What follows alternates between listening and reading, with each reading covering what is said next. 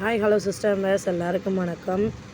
Heading பார்த்துருப்பீங்க. So இது எனக்கானது இல்லை, இந்த மைவித்திரியில் போட்டவங்களோட ஒரு அனுபவம் தான். என்னோடய அனுபவம் இதில் பாதி இருக்குது, இல்லைன்னா நான் சொல்ல மாட்டேன். ஆல்ரெடி நானுமே கடனை வாங்கி தான், லோனை வாங்கி தான் இந்த மைவித்திரி போட்டேன்றது நம்ம ஏற்கனவே சொல்லியிருப்பேன். அந்த லோன் அடைக்க திருப்பி ஏன்னா ஏற்கனவே கடன் இருந்துச்சு. அந்த கடன் அடைக்கிறதுக்காக சரி இதில் மைவித்திரியில் போட்டால் நம்ம பாதி குறையும், நம்ம டெலிவரிக்கு போய்க்கலாம் அப்படின்றத நான் ஏற்கனவே சொல்லியிருந்திருப்பேன். என்னோடய கடன் அடைச்சிடலாம் அப்படின்ட்டு. ஆனால் கடைசியில் நம்ம ஒரு 2 அமௌண்ட்டுக்கு மேலே அதில் எடுக்க முடியலை. கடைசியில் இந்த கடனையும் சேர்த்து அந்த கடனோட கடனாக சேர்த்து நான் அடைக்கிற நிலைமைக்கு வந்துட்டேன். இருந்தாலும் எங்கள் வீட்டுக்கார் வரும் அப்படின்ற நம்பிக்கையை அவர் விட்டுட்டார். ஆனால் எனக்கு நம்பிக்கை இருந்துச்சு. நான் அதனால் அமைதியாக இருந்தேன். அவரே அதை சொல்லி தான் கொஞ்சம் தேத்திட்டு வந்தேன். இருந்தாலும் அவர் ஒரு பக்கம் நாங்கள் கடன் பற்றின தொல்லைகள் இருந்தாலுமே அடுத்தடுத்து நாங்கள் வேலையை பார்த்துட்டேவும் கொஞ்சம் கொஞ்சமாக சமாளிச்சுக்கிட்டு இருந்தோம். ஏன் அப்படின்னு பார்த்தீங்கன்னா, எங்கள் மாமியார் மாமனாருக்கு இதை பற்றி தெரியாதுன்னு நாங்கள் சொல்லியிருந்தோம். இருந்தாலுமே அதில் எங்கள் வீட்டுக்காரர் போட்டதா நான் என்ன சொல்லியிருந்தா எனக்கு மரியாதை இல்லாமல் போயிருந்துட்டு, எங்கள் வீட்டுக்கார் நான் தான் போட்டேன், இப்போ அதில் காசு வரல அப்படின்னு சொல்லவும் உண்மையிலேயும் அவங்கள பாராட்டணும். அவங்களால முடிஞ்சதை செய்கிறாங்க. கொஞ்சம் கடன் அடைக்க ஹெல்ப் பண்ணுறாங்களோ இல்லையோ, வீட்டு வேலையில் கொஞ்சம் பகிர்ந்துக்கிறாங்க. அதனால் எங்களுக்கு கொஞ்சம் அந்தளவுக்கு பிரச்சனை தெரியலை. ஆனால் இருந்தாலும் எனக்கான நம்பிக்கை நான் விடலை.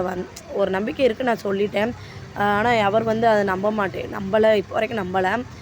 அது பிரச்சனை இல்லை. ஸோ நாங்கள் கேள்விப்பட்ட வரைக்கும் ஒரு மைவித்திரி எங்கள் கூட போட்ட ஒரு நபர் அதாவது எங்களுக்கு முன்னாடியே போட்டு ஒரு நம்பிக்கை போட்டு ஒரு அமௌண்ட்டு அவர் எடுத்துட்டு மற்றவங்களுக்கு போட்டு தான் முழுக்க அவர் கடனாக இருக்காருன்னு இப்போ தான் எங்களுக்கு தெரிய வருது. ஏன்னா அவங்க ஒய்ஃப் ரொம்ப சொல்லி ஒரு மாதிரி ரொம்ப மனசார ஃபீல் பண்ணிட்டாங்க. ஃபீல் பண்ணதுக்காட்ட அழுதுட்டாங்க. உண்மையிலே கேட்க ஒரு மாதிரி கஷ்டமாயிடுச்சு.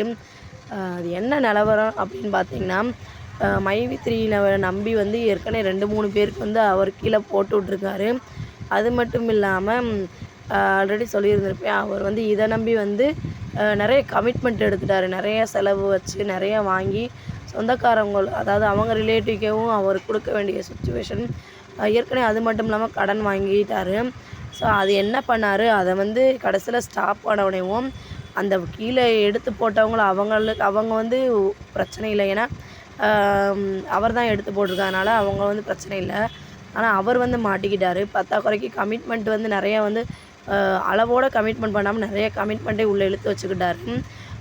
அது மட்டும் இல்லாமல் இப்போ இந்த கடனை அடைக்க முடியாமல் தத்தளிச்சுக்கிட்டு இருக்கப்ப சரி இன்னொரு இடத்துல கடை வாங்குவோமே அப்படின்ட்டு சார் என்ன செஞ்சுருக்காருன்னா, அந்த அண்ணா என்ன பண்ணியிருக்காங்க அப்படின்னா, மறுபடியும் ஒரு இடத்துல கடன் வாங்க, இந்த கடன் வாங்கினது பத்தாண்டு இன்னொரு இடத்துல அந்த கடன் அடைக்க இன்னொரு கடன் வாங்க, இதெல்லாம் பத்தாண்டு ஃபோனில் லோன் எடுக்க, கிரெடிட் பண்ண லோன் எடுக்க, உண்மையிலே ரொம்ப ஒரு சிக்கலில், இவ்வளோ ஒரு இக்கட்டான சிக்கலில் மாட்டுவார்னு யாருமே எக்ஸ்பெக்ட் பண்ணலை.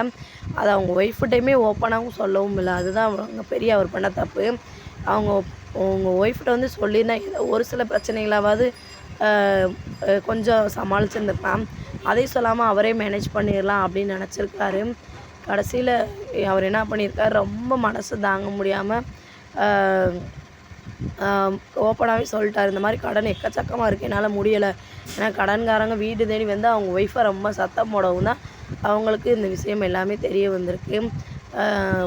கடன் அதிகமாகிடுச்சு அப்படின்ட்டு. அப்போ தான் என்ன ஏதுன்னு கேட்கவும், அது என்ன கமிட்மெண்ட்டு ஏது என்னென்னு டீட்டெயில் சொல்ல, எனக்கு இவ்வளோ கடை இருக்குன்னு மட்டும் சொல்லிட்டாரு. ரொம்ப ஒரு மாதிரி எல்லாருமே சங்கடப்பட்டுட்டாங்க. அப்புறம் அவர் இருந்த வாழ்வாதாரத்துக்கு இந்த ஒரே ஒரு வீடு தான். அந்த வீட்டை என்ன பண்ணாங்கன்னா அடமானம் வைக்க அலைஞ்சிருக்காங்க.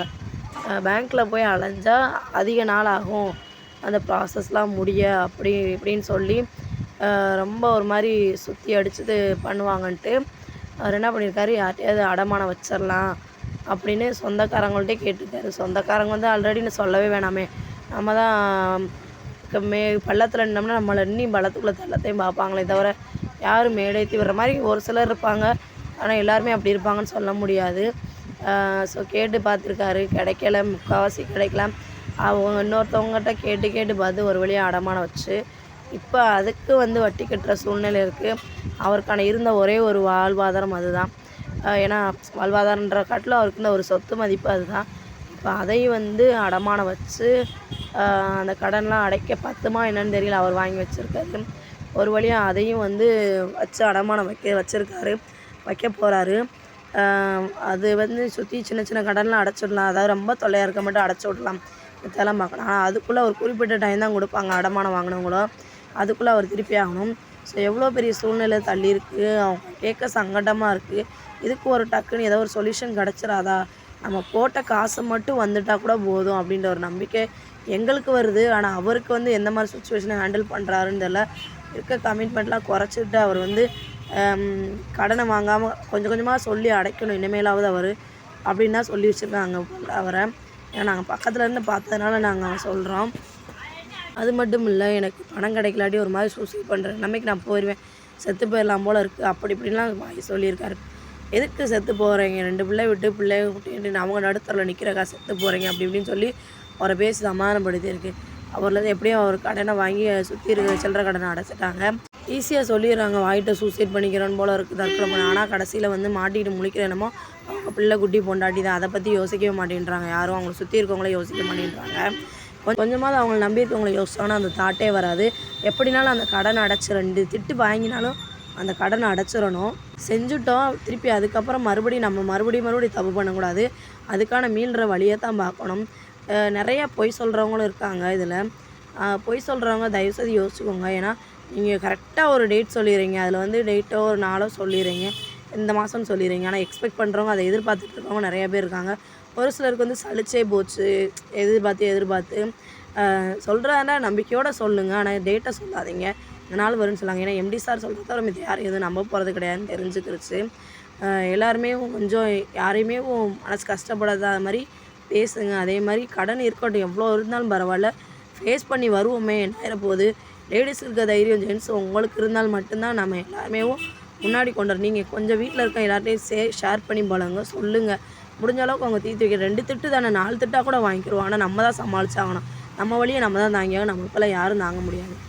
நம்ம வழியை யாரும் தாங்கன்னு எதிர்பார்க்காதீங்க. அது எந்த வழியாக இருந்தாலும் சரி, மனசு வழியாக இருந்தாலும் சரி, உடம்பு வழியாக இருந்தாலும் சரி, அதுலேருந்து நம்ம மீண்டு வரோம். 2 நாள் ஃபீல் பண்ணுவோம், 3ஆவது நாள் நம்ம அடுத்த வேலையை பார்த்துக்கிட்டே இருக்கணும். ஏன் இந்த ஊர்வலத்தில் யாருமே திட்டுவாங்களையா, யாருமே அசிங்கம் பண்ணலையா, எல்லாம் நடந்துகிட்டே இருக்காங்க. இருந்தாலும் அதுலேருந்து எப்படி மீண்டு வரேன்னு பாருங்கள், தவிர சும்மா அதிலே உட்காந்துக்கிட்டு இருக்கிற ஒரு அர்த்தம் கிடையாது. தேங்க்யூ.